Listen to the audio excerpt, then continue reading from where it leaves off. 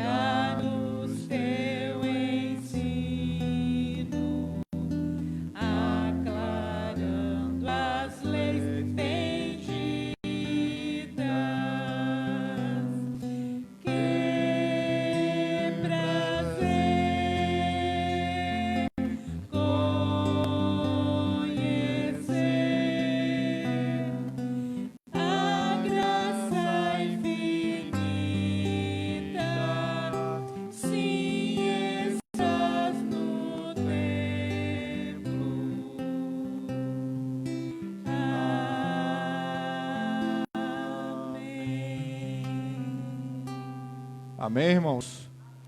Graças a Deus. Salmos de número 42. Faremos ainda a leitura destes salmos. Ou melhor, 43. Salmos de número 43.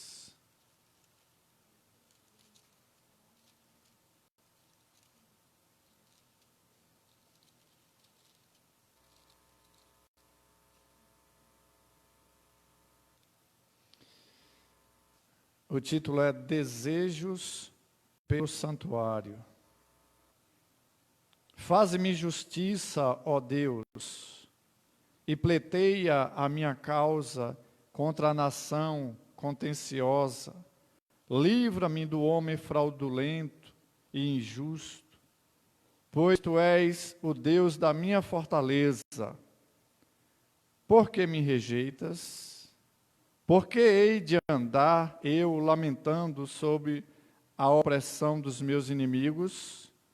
Envia a tua luz e a tua verdade, para que me guiem e me levem ao teu santo monte e aos teus tabernáculos. Então irei ao altar de Deus, que é a minha grande alegria. Ao som da harpa, eu te louvarei, ó Deus, Deus meu. Porque estás abatido, ó minha alma, porque te perturbas dentro de mim. Espera em Deus, pois ainda o louvarei, a Ele, meu auxílio e Deus meu. Amém?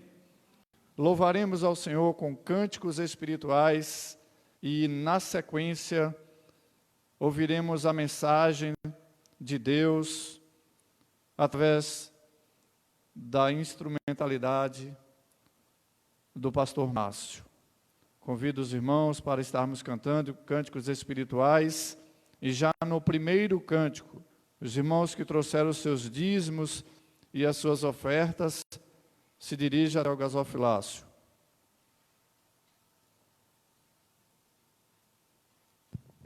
Graça e paz, irmãos. Amém. Vamos nos colocar de pé.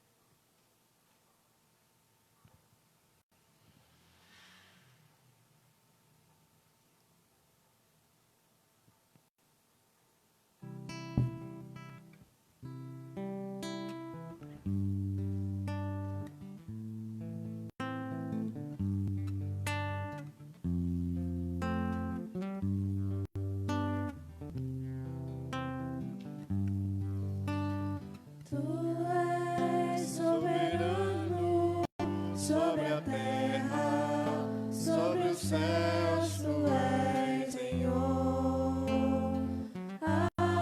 absoluto. Tudo que existe acontece, tu sabes muito bem. Tu és tremendo. Tu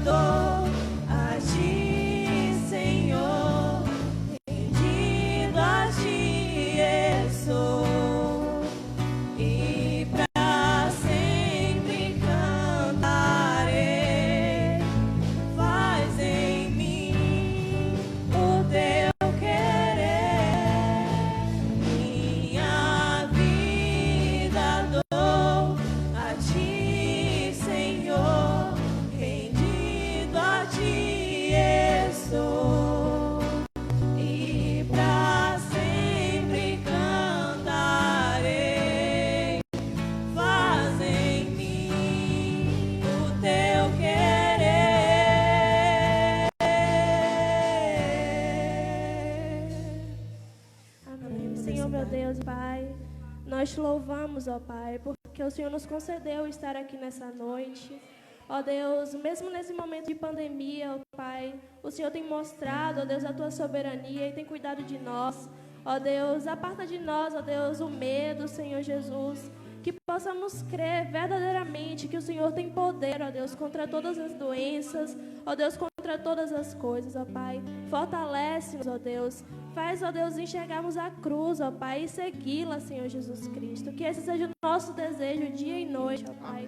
Fala conosco nessa noite, usa a vida do teu filho, ó Deus, e abre os nossos corações para ouvir a tua mensagem, ó Deus, e que nós não saiamos daqui da mesma forma que entramos, mas que possamos ser regenerados pelo Senhor. Em nome de Jesus Cristo, amém. Podem se assentar, irmãos. Louvado seja nosso Deus. Vamos abrir as nossas Bíblias no Salmos de número 84. Salmos de número 84. Salmo muito conhecido da igreja. Esse salmo, ele retrata basicamente o que nós estamos fazendo, ou pelo menos o que nós fizemos no domingo passado. Um retorno ao templo, né, ao local onde a igreja se faz presente para reunidos celebrar o nome do Eterno Deus. Falei um pouco sobre o Salmo na terça-feira, pelo menos a introdução, que diz assim: ao mestre de canto segundo a melodia, os lagares, Salmo dos filhos de Coré. Aí então o Salmo inicia: como amáveis são os teus tabernáculos, Senhor Yahvé dos exércitos. Minha alma suspira e desfalece pelos átrios do Senhor Yahvé. O meu coração e a minha carne exultam pelo Deus vivo. O pardal encontrou casa e a andorinha ninho para si, onde acolhe os seus filhotes. Eu, os teus altares, Senhor Yahvé dos exércitos, Rei meu e Deus meu. Bem-aventurados os que habitam em tua casa, louvam-te perpetuamente. Bem-aventurado o homem cuja força está em ti, cujo coração se encontra os caminhos aplanados, o qual, passando pelo vale árido, faz dele um manancial, de bênçãos o cobre a primeira chuva. Vão indo de força em força, cada um deles aparece diante de Deus em Sião. Ah, Senhor Yahvé, Deus dos exércitos, escuta minha oração, presta ouvidos, ó Deus de Jacó. Olha, ó Deus, escudo nosso, e contempla o rosto do teu ungido, pois um dia nos teus átrios vale mais que 1000. Prefiro estar à porta da casa do meu Deus, a permanecer nas tendas da perversidade. Porque o Senhor Yahvé Deus é sol e escudo. O Senhor Yahvé Deus dá graça e glória, nenhum bem sonega aos que andam retamente. Ó Senhor Yahvé dos exércitos, feliz o homem que em ti confia. Que Deus muito nos abençoe nessa noite e que a sua palavra venha surtir o efeito que há no coração, no ser do nosso Deus, que de fato venha suprir, venha nos servir ou venha trazer em nós edificação, exortação ou consolação em Cristo Jesus. Amém. Meus irmãos, nós passamos por muitas situações na vida e constantemente nós nos deparamos com alguns jargões, com alguns conselhos, com algumas falas de algumas pessoas, principalmente quando nós estamos acamados ou quando que não estamos enfrentando um momento de luto, um momento de dor, perda de um ente querido, quando perdemos então um ente querido. Então as pessoas se aproximam de nós e falam aquilo que é óbvio, o óbvio sempre aparece, mais ou menos assim. E todas as horas acontece isso, ou alguns momentos da nossa caminhada acontece esse tipo de coisa. As pessoas chegam assim na estrada da vida, não é fácil, né? Não é fácil viver, não é fácil estarmos nessa estrada da vida. Essa foi a vontade de Deus, minha filha, ou meu filho. Se aquiete, fique calmo, tenha paz. Deus sabe o que faz, meu filho. Tem que ser forte. Levante a cabeça. Desanime não. Você vai vencer, você vai sair dessa situação. E são tantas as muitas falas, os muitos conselhos, jargões, coisa do tipo, que chega até nós. E muitas vezes, para nos levar, para nos colocar numa situação de, mais ou menos, de defensiva ou na berlinda, como o próprio Jó, quando nós não tínhamos nada para falar, os amigos de Jó chegaram e ficaram em silêncio durante algum período de dias, 7 dias, eles ficam e não falam nada. Se nós não temos nada para falar, basicamente não falemos. Só dá um tapa, dá um abraço no companheiro, na companheira e diga, eu estou aqui, conte comigo. Mas essas histórias, jargões, que são muitos, eu peguei aqui ali de forma aleatória para nós, mas aqui há algo útil para nós pensarmos um pouco. Que a vida, de alguma forma, ela nos ensina e assemelha basicamente com essa história que até vira música, né? Por essa longa estrada da vida, vou correndo e não posso parar, na esperança de ser campeão, alcançar o primeiro lugar. Há uma banda, uma dupla que canta essa música, né? E já virou do cancioneiro sertanejo, de raiz, que as pessoas assim falam. Mas por essa longa estrada da vida, há momentos que nós vamos nos deparar, situações que as pessoas chegaram a dizer, é a vontade de Deus. Nessa longa estrada que nós estamos percorrendo, pessoas chegarão a dizer a nós, Deus sabe o que faz. Nessa longa estrada da vida, as pessoas certamente vão dizer para nós, levante a cabeça, foi a vontade de Deus. E assemelha-se basicamente a nossa empreitada, a nossa caminhada neste mundo com uma longa estrada. A estrada e a imagem que de fato testifica para nós, que nos mostra que a estrada é útil para nós entendermos o ideal do caminho. A estrada é útil para nós entendermos o ideal do caminho. Vocês, irmãos, vão entender um pouquinho, mas tentarei explicar. É útil porque aponta a direção. A estrada é útil porque aponta uma via. A estrada é útil porque, de alguma forma, ela nos mostra que nós não podemos parar. E eu vou ressaltar para os irmãos aqui nessa noite que há um caminho na estrada, mas não há uma estrada no caminho. Há um caminho na estrada, mas não há uma estrada no caminho. Na nossa estrada da vida sempre se apresentará um caminho. E esse caminho é algo que nós precisamos entender, e assim nós vamos percorrer a nossa estrada. Por quê? Porque a estrada é física. Nós estamos vivendo a estrada, nós estamos sentindo a estrada, nós estamos experimentando a estrada da vida.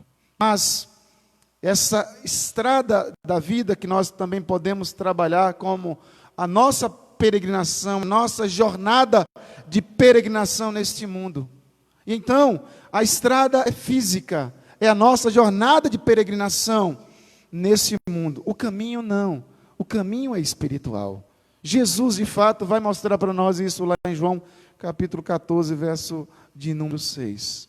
A imagem da estrada, de fato, me remete para o fato de que eu estou andando na direção de algum lugar. Eu estou indo em direção a algum lugar. Isso, de fato, me é útil, porque na vida não existe a opção de estar sentado. Vou ficar sentado e vou assistir a vida acontecer. Ou você participa, ou você participa. Não tem como você ficar sentado esperando as coisas acontecerem. Não existe essa chance de não ser e de não ir. Eu não quero ir, mas você é obrigado a ir.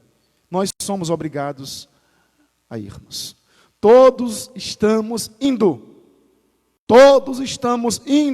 para um lugar, ou basicamente para dois predestinos.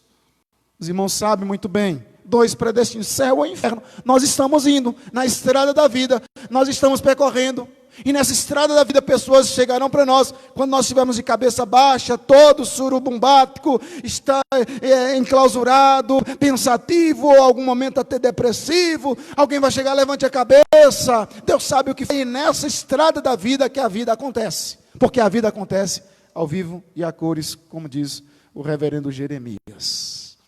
Não existe possibilidade de nós ficarmos parados, porque nós estamos indo para algum lugar. Dois predestinos, basicamente. Assim, voltando para o Salmo 84, assim o salmista nos ensina com esse salmo toda a sua trajetória, nos mostra toda a sua circunstância, toda a sua situação que está inserido, que ele está vivendo. O salmista descreve: estamos como peregrinos neste mundo. O Salmo 84, basicamente, é isso, um salmo que faz parte dos salmos de peregrinação dos israelitas, na estrada em busca do caminho da adoração, do caminho de prestar culto ao Senhor Yahvé. E esse salmo nos inspira e nos ensina como fazer a nossa caminhada. Cada um de vocês, dentro das suas particularidades, estão vivendo, estão experimentando, estão chorando. Há momentos que vamos chorar, há momentos que nós vamos rir, mas nós estamos nessa estrada em busca do caminho da santificação, em busca de estarmos cada vez mais nos aperfeiçoando. E esses salmos, Salmo 84, que faz parte de um agregado de outros tantos salmos, nos inspira e nos ensina como fazer a nossa caminhada, como fazer a nossa trajetória, como nós precisamos desenvolver o nosso caminho. Então esse salmo, o salmo de peregrino ou de peregrinação, esse salmo, ele veio a inspirar muitas e muitas gerações ao longo da história, ao longo da caminhada da vida de muitas pessoas, na terra de Israel, no Oriente e também no Ocidente, como nós estamos nos nossos dias em 2020. Então, esse salmo, ele inspirou muitas e muitas gerações ao longo da história, que se reuniam, principalmente em Israel, quando eles se direcionavam em direção, quando eles rumavam, quando eles buscavam o templo para adorar a Deus, que era o símbolo maior da presença de Deus. Então, esse salmo é o salmo dos caminhantes. Esse é o salmo é o salmo da jornada. Este salmo é o salmo da estrada. Porque as pessoas, quando saíam das suas casas, fechavam as portas, faziam uma ruma de gente, um ajuntamento de pessoas, e eles saíam de uma região para outra região até alcançar o seu objetivo. Então é o salmo da estrada. À medida que eles iam se aproximando do templo, as alegrias do coração se manifestavam e o salmo era falado com uma jornada, como uma sensação de dever cumprido, quão amáveis são. E ele vai caminhando, ele vai declamando todos esses salmos. Mas o que é mais interessante, falei isso na terça-feira para os irmãos que aqui estavam, o que é mais interessante que esse Salmo 84, ele tem como título, ao mestre de canto segundo a melodia, os lagares, Salmo dos filhos de Coré.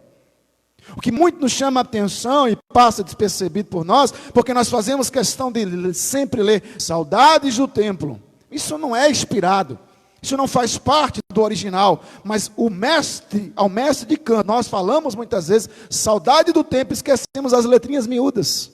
As letrinhas miúdas fazem parte de toda a inspiração, ela faz parte do Salmo 84 e tem que ser lido.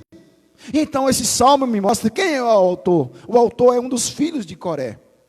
Mas quem é Coré? Os irmãos podem depois pesquisar no livro de Números, capítulo 16, versos de 1 a 7, vai discorrer toda a história de Coré. Mas Coré foi um homem que usou de estratégia. Coré foi um homem que lançou suspeita. Coré foi um homem que questionou a autoridade de Moisés.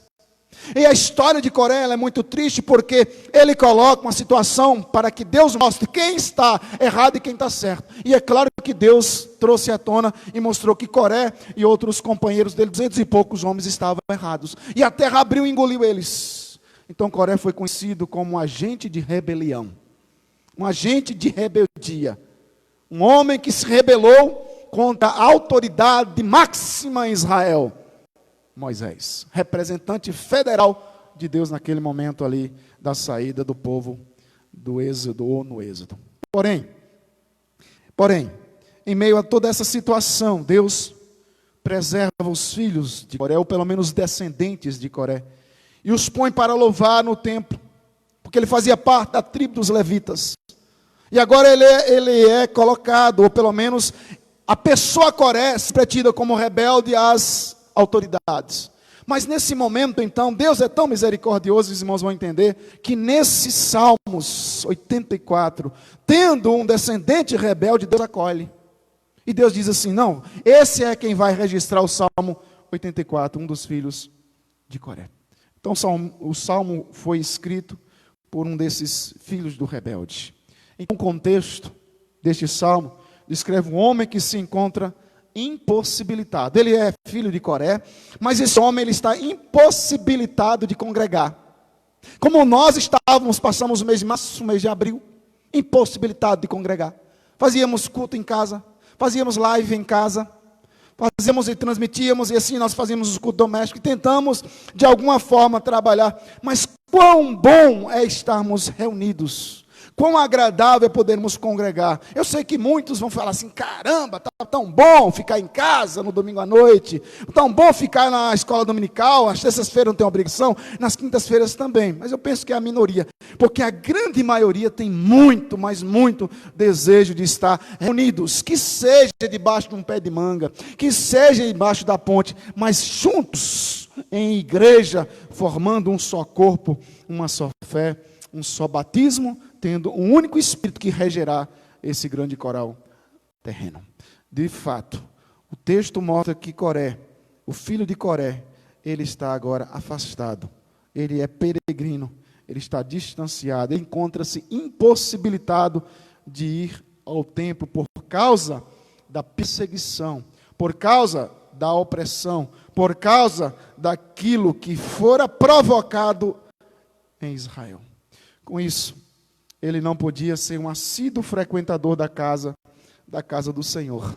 Ele não podia congregar, ele não podia ir adorar como levita que era o seu Deus. E isso era algo preocupante para um judeu, porque mesmo eles sabendo que eles tinham essa visão e Cristo veio para quebrar essa teologia, se eu posso usar esse termo, essa doutrina, de que Deus só se apresentava no templo. Então o templo é derrubado por Nabucodonosor, enfim.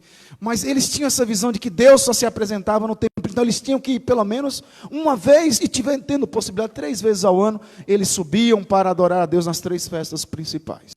Mas vamos caminhar. Então, essa comunhão está bloqueada. Porque ele não pode ir ao templo. Ele está distante, ele está impossibilitado de ir ao templo. E aí eu pergunto para você, e para mim também, como está a nossa comunhão com Deus nesses quase 2 meses que nós ficamos sem reunir como igreja do Senhor, como povo do Senhor? Como está a sua comunhão com Deus? Ela está 100%? Ou ela está mediana? Ou ela está impossibilitada? Como está a sua comunhão? Então esse Salmo 84 eu quero rapidamente tirar algumas lições para nós. Porque este homem se encontra no exílio. O exílio aconteceu por causa do pecado, e o pecado trouxe todo o distanciamento. O pecado trouxe todo aquele quebrar da comunhão. O pecado trouxe o cativeiro, como nós bem sabemos. Voltando para o Salmo rapidamente. O Salmo 84 nós dividiremos em 3 partes, pelo menos em 3 estrofes. O Salmo 84, do verso 1 ao verso 4, os irmãos perceberão, ou pelo menos descreve esses versos, um homem que está muito longe, um homem que está distante. Mas se os irmãos olharem e perceberão, do verso 5 ao verso 7, descreve um homem que está a caminho, que está na estrada, que está peregrinando, ele está se movendo, ele não está parado. Os versos de 8 a 12 descreve um homem que está às portas da casa, do templo, do lugar da apresentação desse maravilhoso Deus. O que nós aprendemos com a vida deste salmista, o que nós aprendemos com as letras, com a fala do salmista no Salmo 84, eu quero que os irmãos ouçam bem, aprenda, para que todas as vezes que você pegar o Salmo 84, você entender que este é o salmo do peregrino, na estrada em busca do caminho de uma espiritualidade mais sadia. Então o verso 1 diz a palavra do Senhor, ele diz: quão amáveis são os teus tabernáculos, Senhor Yahvé dos exércitos. O verso 1 ele inicia dizendo que é agradável, como é fantástico, formidável o lugar da habitação do Senhor. Por que o salmista afirma que é agradável? Por que o salmista vai trabalhar essa ideia? Porque ele experimentou a segurança, ele experimentou a paz, ele experimentou a tranquilidade quando lá estava fazendo todo o rito judaico, na apresentação, no cortar do animal, degolar e trazer todos os preparativos. Ele sentia o prazer, ele sentia a segurança, ele sentia como aquilo lhe trazia uma tranquilidade muito grande. Mas agora ele está no exílio, um lugar difícil, de insegurança constante, não sabe se no dia de amanhã estará vivo. E aí eu pergunto para você, filho de Coré, por que esse lugar é tão amável? Por que ele é tão amável? E então ele responde para nós: porque Deus está no templo, porque Deus se fazia ouvir, Deus se fazia presente, ele estava, o Senhor Yahvé, ele estava no templo, a presença do Deus Todo-Poderoso estava lá. Então, aquilo trazia um sinônimo, como dito de segurança. Se nós prestarmos atenção, os verbos constantes que são usados, agradável, suspirar, desfalecer, exultar, descreve um homem que tem muito prazer. O pecado nos leva para distante, para longe da presença desse Deus. E ele então diz: como é agradável a tua morada, Senhor. Eu pude experimentar as duas coisas. O pecado do povo trouxe consequências gravíssimas, mas eu também pude experimentar como é bom estar em tua presença, como é bom saber que a minha paz em ti, ou minha paz foi refeita, estou em reconciliação constante com o Senhor, meu Deus. Então o salmista está longe, ele está expulso da moradia, vou botar aqui aspas, da moradia do Senhor aqui na terra por causa do pecado do povo. Esse salmo então descreve o tempo do exílio.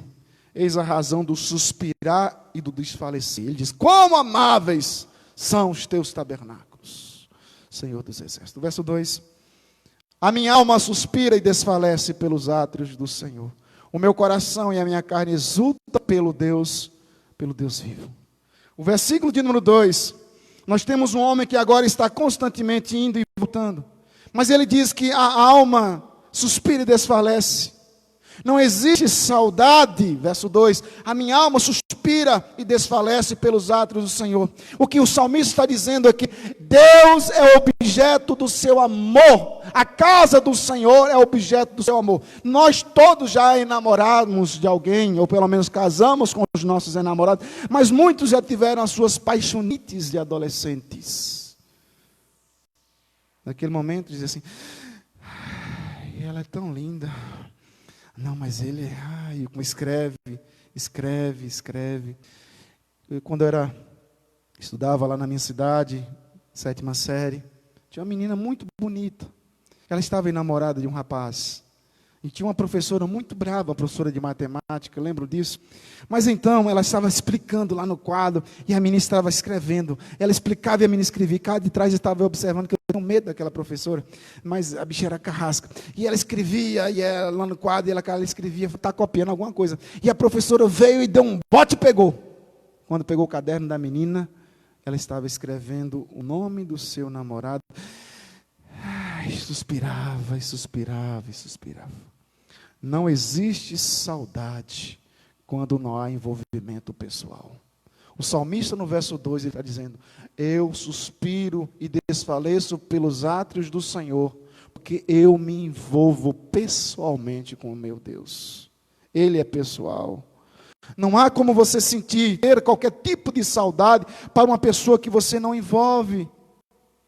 E é isso que o salmista está nos ensinando. Ninguém quer se encontrar com aquele a quem não ama. Ninguém quer estar na presença daquele a quem não tem nenhum significado, não traz nenhum sentido para ele ou para ela.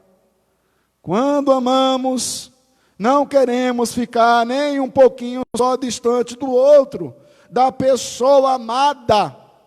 Já falei para os irmãos, eu andava mais de 1000 quilômetros para passar 3 dias aqui na Bahia, e voltava com o coraçãozinho ruim, porque estava noivo, namorado da minha esposa Cléria, e naquele momento me levava a suspirar e desfalecer pela Cléria.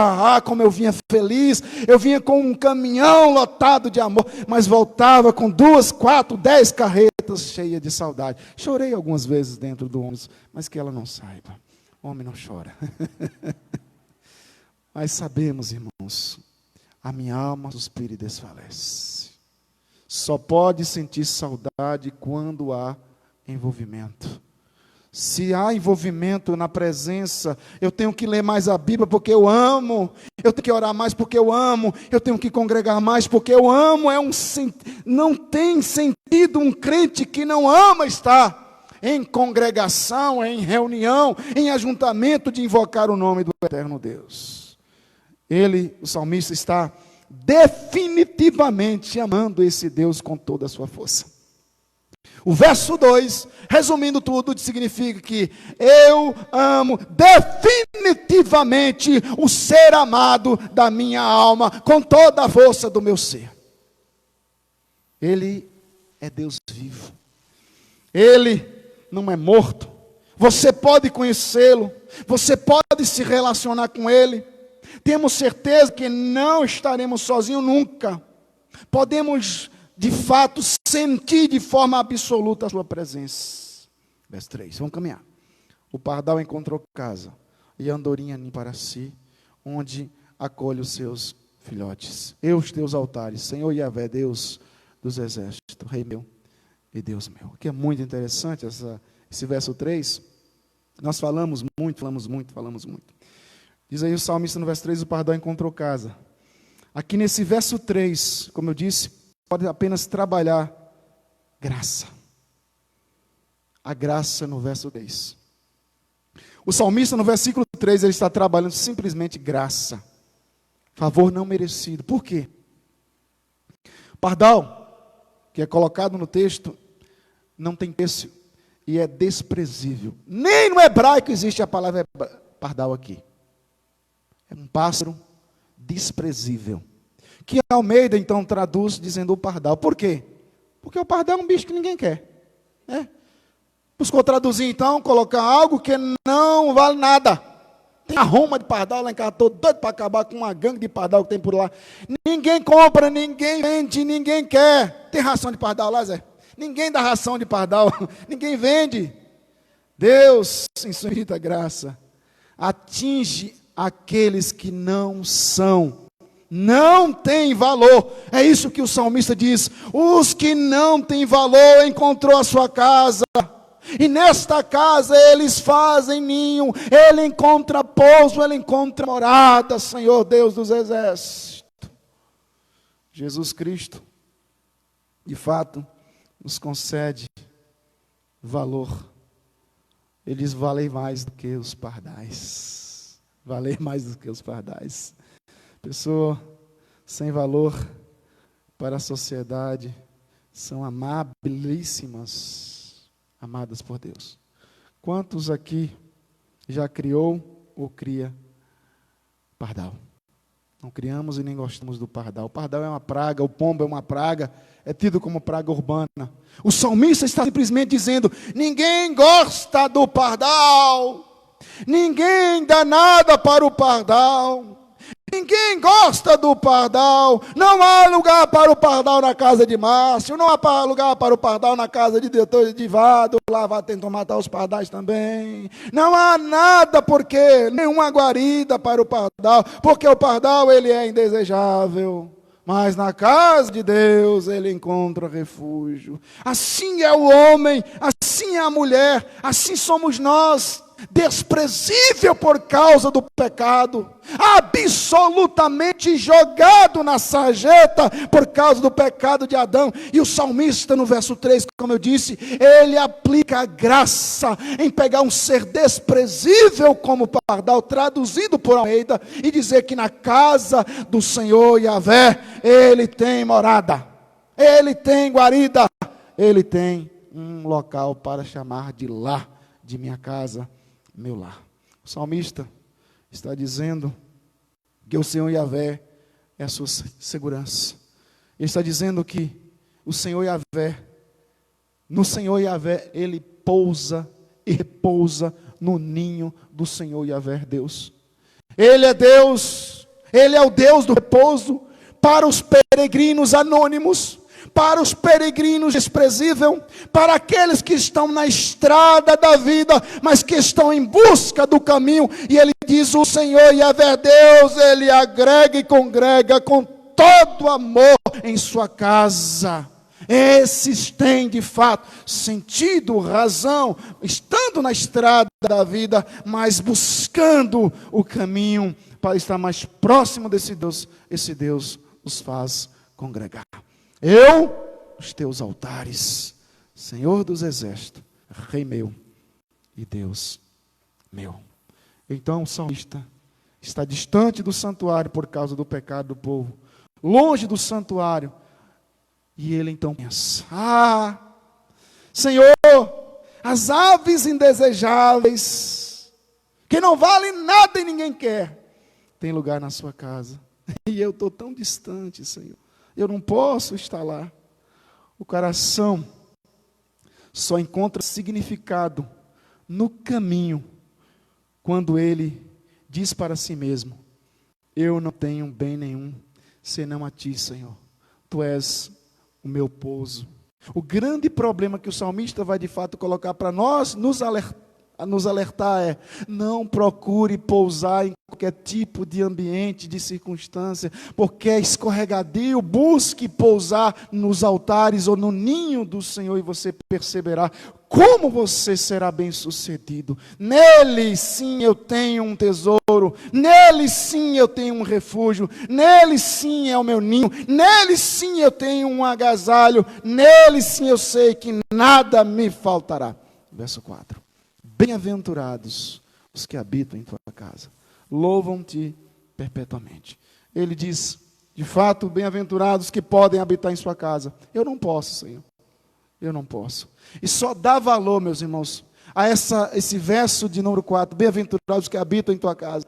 Aqueles que estão dentro de um leito de hospital, aqueles que estão já há 30, 40 dias, uma história que nós vimos, Pedrinho passou um período bom dentro do hospital, como ele almejava estar em casa, como nós almejamos quando estamos numa situação de impotência, de inoperância, como nós queremos, a primeira coisa que eu fazer é vou para a igreja. Alguns dizem assim, né, em sua maioria. Então ele diz que esses animais indesejáveis podiam estar, mas ele não. O melhor, de fato, é poder habitar a casa de Deus. E essa é a conclusão do salmista. A presença do Senhor é melhor e como ela é fantástica. Mas vamos caminhar. Dos versos 5 ao verso de número 7, descreve um homem que se afastou de Deus por causa do pecado. Nós temos, de fato, um homem que está sentindo um anseio pela presença de Deus. Mas o verso 5 a 7 descreve um homem que por causa do pecado, ele se distanciou, ele se afastou. É preciso recomeçar a caminhada. É preciso adentrar novamente na estrada para compreender que você está indo. Não tem como você parar. Você está em movimento. Você está mais distante do céu. Você está mais perto do céu ou do inferno. Nós estamos. Cada passo que nós damos, 41 anos, 42, 43, eu estou mais perto do céu. Ou quem sabe, do inferno. Mas eu tenho fé em Cristo que eu estou indo para o céu, graças a Deus. Amém. Então, verso 5 a 7 descreve um homem que está afastado. Ele deixou de ter uma morada fixa, ter segurança no santuário para se tornar um peregrino, um andarilho, um distanciado da presença de Deus. Verso 5, bem-aventurado o homem cuja força está em ti, em cujo coração se encontram os caminhos aplanados. Bem-aventurado o homem cuja força está em ti. E o verso 6, o qual, passando pelo vale árido, faz dele um manancial de bênçãos, o cobre a primeira chuva. O salmista é um peregrino, estava passando por esta situação árida, espiritualmente falando, ou fisicamente, a situação, longe do Senhor, longe da presença do Senhor. Eu digo para os irmãos, longe da presença do Senhor, o homem enfrenta um vale chamado Baca. O homem enfrenta um vale chamado, um vale que aqui é colocado vale árido, mas no original hebraico é Baca. Um lugar seco, um lugar de aflição, um lugar de sofrimento, um lugar de choro. E esse texto ele está muito claro na mente do salmista quando ele olha para Juízes capítulo 2. Por favor. Baca é uma das alusões, aponta para essa circunstância, para essa situação que os israelitas enfrentaram ali em Juízes capítulo 2. Juízes capítulo 2, do versos de número 4 a 5, diz assim: pelo que também eu disse, não expulsarei, verso 4, né? Eu peguei o 3. Sucedeu que falando o anjo, letra maiúscula, percebe? Do Senhor Yahvé, estas palavras a todos os filhos de Israel, levantou a sua voz e chorou. Daí chamaram a esse lugar Boquim e sacrificaram ali ao Senhor. O que nós temos é o radical da palavra Boquim, de onde nós temos a palavra Baca, que origina ou descreve que este homem, ele está simplesmente descrevendo, ou pelo menos trazendo à tona para nós essa derivação de Boquim Baca, para mostrar que é um lugar de choro. O vale de Baca era o lugar, ou o vale das lágrimas, o lugar onde as pessoas enfrentavam e como enfrentavam dificuldade. É o lugar onde os chorões cresciam e crescem. Vale do choro, vale da lágrima. Um lugar tão deserto que só nasce um tipo de salgueiro, uma plantinha também, um arbusto, que goteja algumas gotinhas que onde o peregrino chega e entra debaixo, para de alguma forma amenizar a sua caminhada debaixo do sol. Daí nós temos o nome Vale da Lágrima, por causa desses salgueiros, desses arbustos que também derramava gotículas. Mas nós entendemos, pela palavra que está lá, Boquim, em Juízes, atrelado com esse vale de Baca, fazendo um paralelo como o salmista faz, ele simplesmente está nos ensinando de que nós precisamos e como precisamos enfrentaremos muitas dificuldades no nosso caminho. O caminho para o templo, para adorar, para estar na presença de Deus, ele está dizendo: passa por Baca, passa pelo vale do choro. O caminho para a presença de Deus, o caminho para a adoração contínua na presença de Deus, passa pelo vale da lágrima.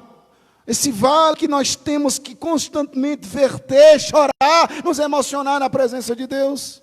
A nossa peregrinação não é fácil, mas nós temos que lutar até chegarmos em Sião, e é isso que o salmista diz: bem-aventurado é o homem cuja força está em ti, em cujo coração se encontra os caminhos aplanados, o qual, passando pelo vale árido, faz dele um manancial. O que o salmista de fato nos ensina: muitos de nós estamos ou enfrentaremos circunstâncias no vale de Baca, mas se a nossa força está no Senhor, esse Deus fará com que o vale de Baca se torne um manancial, fará com que esse andar no caminho das lágrimas seja algo extremamente pedagógico para nós, produzirá resultado de comunhão, de aproximação, de quebrantamento na presença de Deus. Se eu digo que sou de Jesus, discípulo do Senhor Jesus Cristo, mas na hora que passo pelo vale árido de Baca, no vale das lágrimas, eu tenho que aprender a transformar este local no manancial. A grande dificuldade é quando você se depara com as lágrimas, com o vale da provação, e as pessoas logo desmoronam. Simplesmente entrega os pontos, e aí você questiona. E aí você chega a questionar, dizer: mas o que está acontecendo? Que fé é essa? Que o salmista diz: feliz é o homem, feliz é a mulher, que faz desse Deus, que acerta, que apila o seu caminho. Porque quando você passar por caminhos tortuosos, caminhos de lágrimas, entenda e precisa compreender que Ele fará com que esses vales áridos se tornem um manancial de bênção constante nas nossas vidas. Por quê? Porque na minha estrada eu conheço o caminho. Porque na minha estrada, passando pelo vale de Baca, eu conheço o caminho. E é onde eu preciso amadurecer a minha fé. É preciso ter uma fé adulta. É preciso ter uma fé constante, não oscilante, mas linear, em saber que na estrada, na minha estrada, eu preciso conhecer o caminho para simplesmente fazer de Baca um manancial. Que caminho é esse? E aí você responde: é Jesus. Se eu não puder enfrentar a dor, a perda, as lágrimas, com o bálsamo da graça de Deus, se eu não puder ter dentro do coração a visão, a fé, a certeza, a esperança de que eu posso cavar poços no deserto, porque esse Deus dará a graça para que eu encha nos momentos de dor, nos momentos de perda, nos momentos mais difíceis da minha jornada. Esse Deus que me sustenta, esse Deus que faz toda a diferença na vida desse peregrino que está saindo, adentrando pela estrada, buscando na presença de Deus o verdadeiro pouso para a sua alma cansada. Minha estrada vai ter sempre, mas sempre, na minha estrada, na nossa estrada, terá sempre uma estrada de morte, estrada de amargura, estrada de frustração, estrada de decepção, uma estrada de perda. Nunca será, jamais, caminhos 100% de felicidade. E aí é onde o salmista diz: acorda, aprenda, entenda, que você e eu, nós passamos pelas estradas mais horripilantes, mais difíceis, mas entenda, como diria o profeta, o filósofo contemporâneo, aprenda a tirar leite de pedra. Nessa estrada que nós trilhamos, o Senhor Yahvé nos ensina a fazer um manancial, um bálsamo para as nossas almas cansadas. Embora a estrada pareça árdua, eu não posso desistir, porque eu sei que eu tenho que chegar em Sião. O verso 7, vão indo de força em força, cada um deles aparece diante de Deus em Sião. Subitamente o texto passa a ser plural, percebe? Vão indo de força em força. Cada um deles, não é mais o salmista, mas é eles, passa para plural. Cada um deles aparece diante de Deus em Sião. É um ajudando o outro, o salmista está dizendo.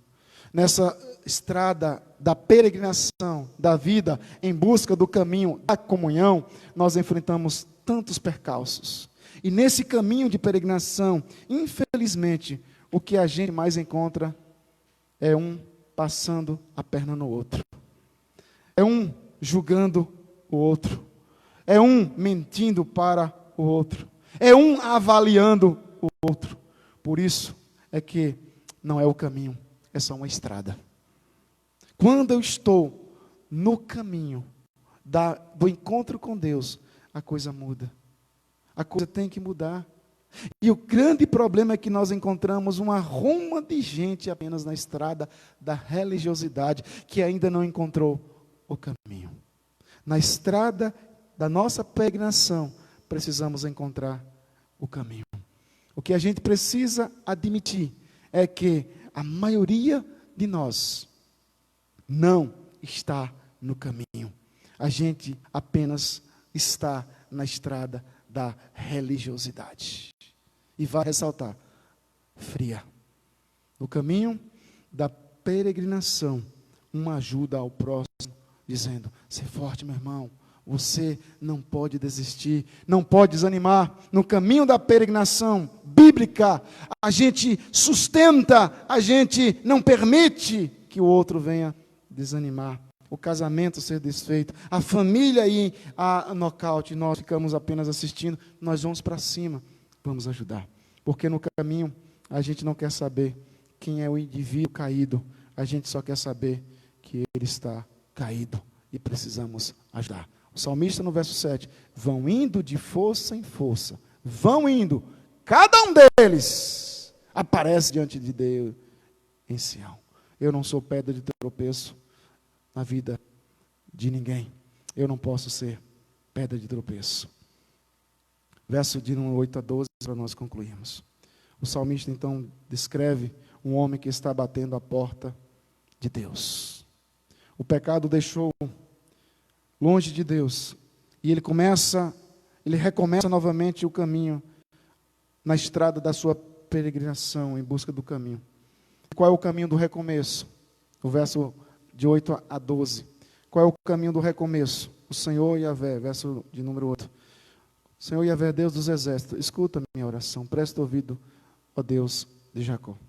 O verso de número 8, o caminho para encontrarmos na estrada da peregrinação, para encontrarmos o caminho.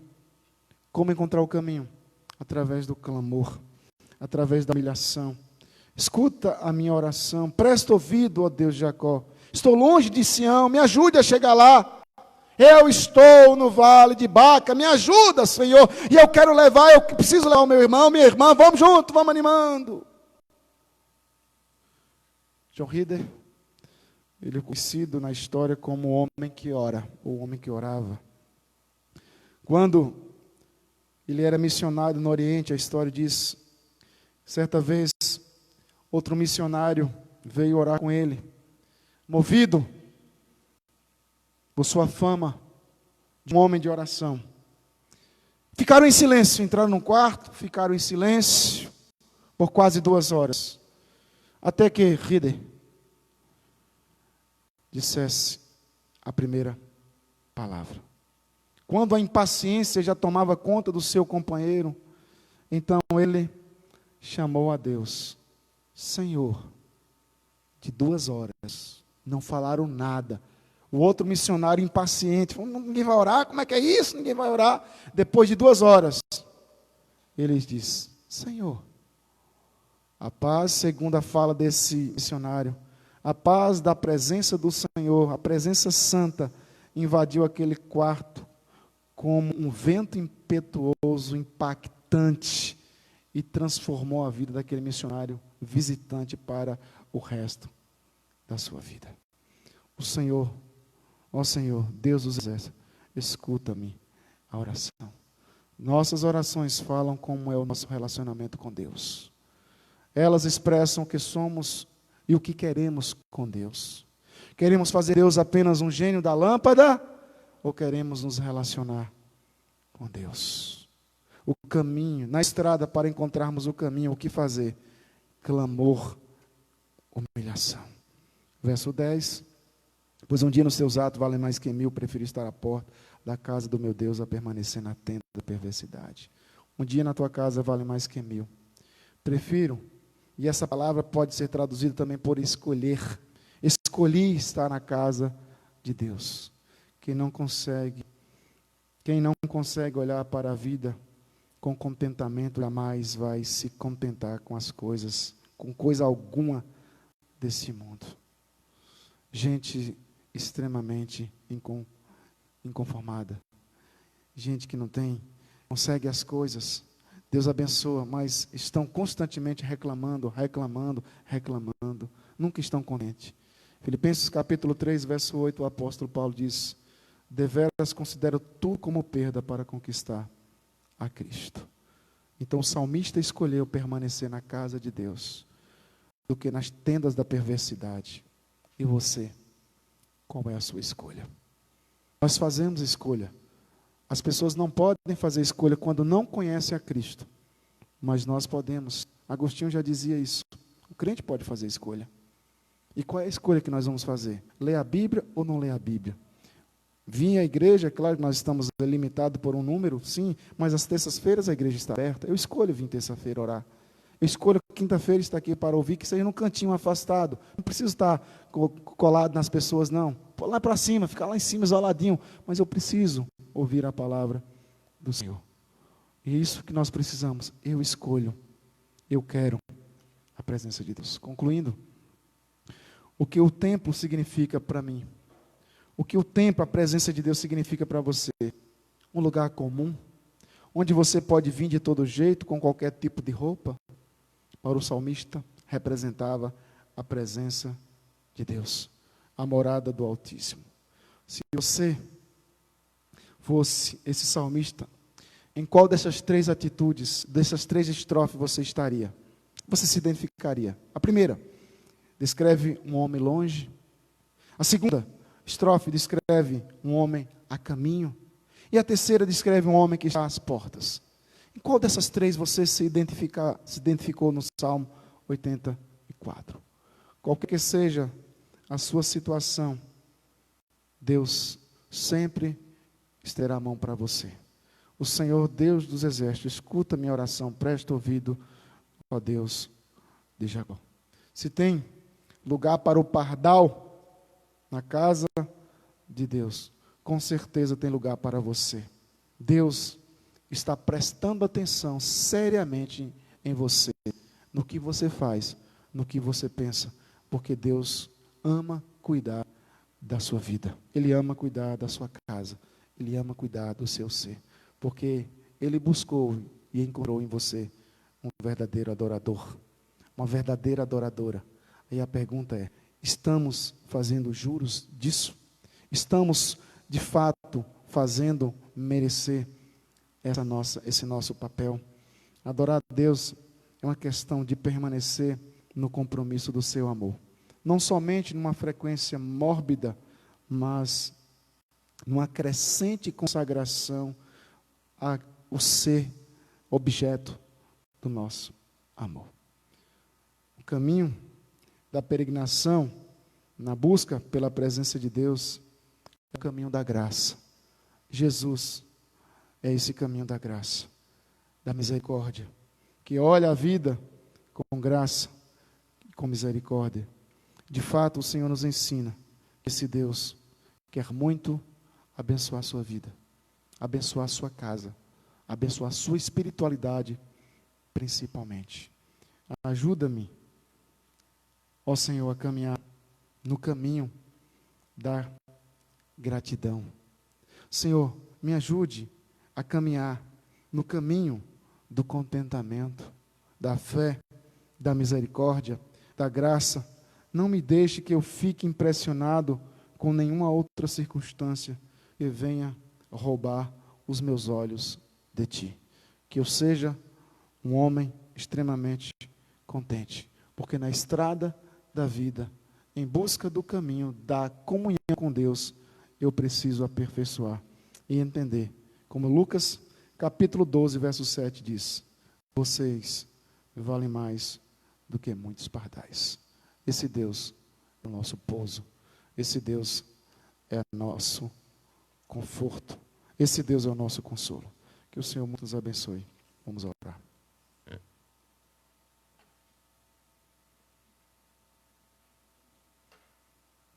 Senhor Deus e Pai, graças te damos, ó Deus, porque nós não sabemos o modo como agir. Agimos de maneira, Deus amado, quando devemos abraçar, nós repelimos.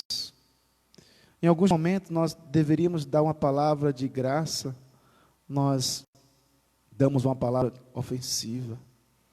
Paulo diz: eu não entendo o modo como agir, o bem que eu quero fazer, esse eu não faço, mas o mal que eu detesto, esse constantemente eu faço.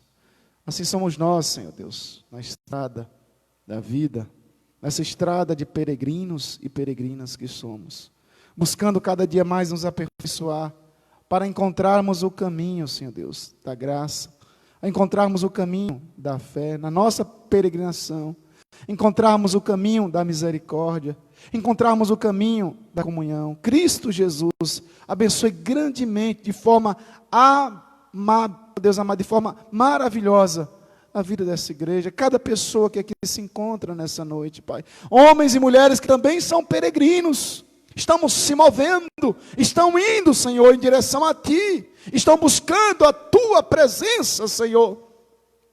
Não permita que estejamos estagnados, cansados em baca, debaixo desses arbustos que derramam essas gotículas sobre nós, para nos contentarmos com esse refrigério, ó Deus amado, que não trará coisa nenhuma, porque o Senhor nos ensina que em baca nós buscamos os Teus mananciais, que sustentarão as nossas vidas, a nossa espiritualidade, nas horas mais horripilantes da nossa existência nessa estrada. Meu Deus, nos abençoe. Somos peregrinos, somos homens e mulheres que estão em busca, Deus amado, da pátria celestial, da Sião celestial. Abençoe-nos tão somente no dia de amanhã, um dia de lutas, um dia, Deus amado, tanto desafio.